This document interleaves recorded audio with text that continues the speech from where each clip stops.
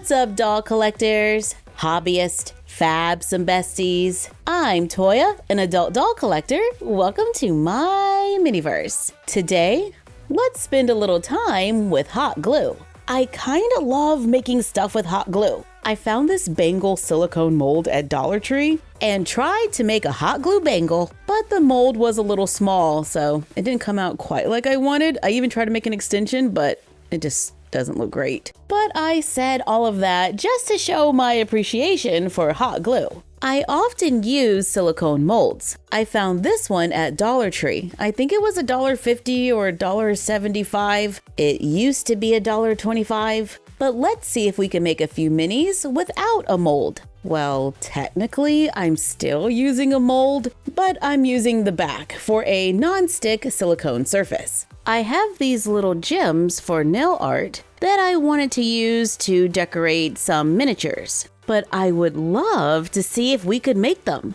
On our silicone mat, let's add a few tiny little drops of hot glue. Let's place a small drop of glue on the mat, then lift and circle the glue gun around to get rid of the tail. I made several, and now we can allow them to cool. While waiting, let's take a piece of paper, cut thin strips, use gold paint or a gold marker to make the strip of paper gold. The glue has cooled. I take a drop and gently push it onto a pen. I take a nail polish with a little shimmer and use it to paint the glue and allow it to dry. We can push several pins through craft foam to make a quick stand and make it a little easier to paint and dry them. While waiting, let's take the leftover paper, cut it into 1.5 inch strips, cut them into 2.25 inch rectangles, fold them in half. I use a golden brown washable marker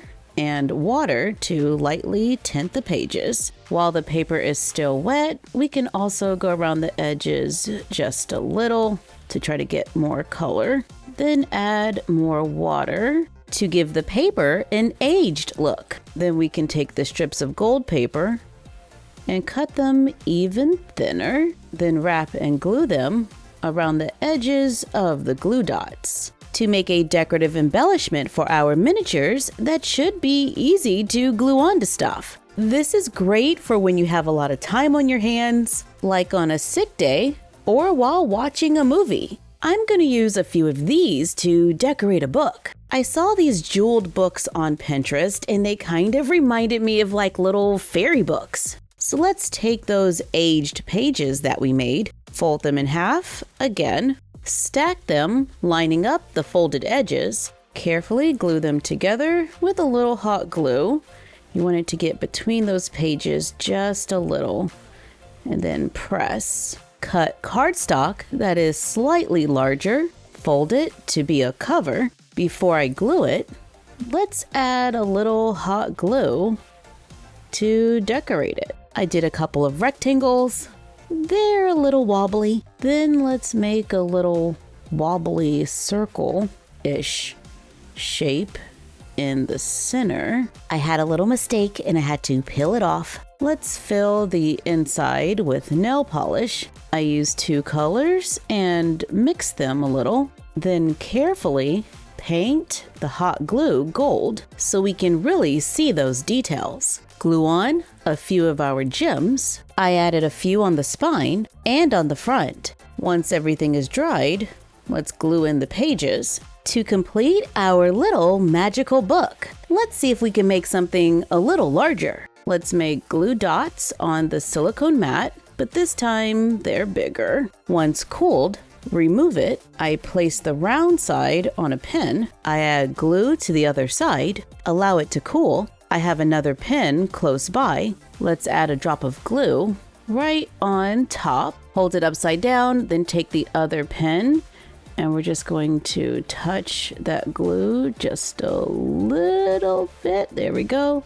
And pull it, creating a neck. Use scissors to trim it. Take the other pin, add a drop of glue to the end. I allow it to drip a little but not fall. Then cut the part we need. Place a small dot of glue on the end of the neck. Then quickly push the drop into the glue and allow it to cool. Add a drop of glue onto the silicone mat and then place our little glue bottle right on top and push it down, trying to hold it straight. Well, as straight as we can, to make a little perfume bottle, which doesn't look half bad. We can make more in different shapes and sizes. Here, I added a drop of glue on the other side and then touched my mat, so it made kind of like a mushroom shape. I added glue to the other side and stretched it, then add a top to make a different bottle. We can add a drop of glue, touch it with a pen, and swirl it around.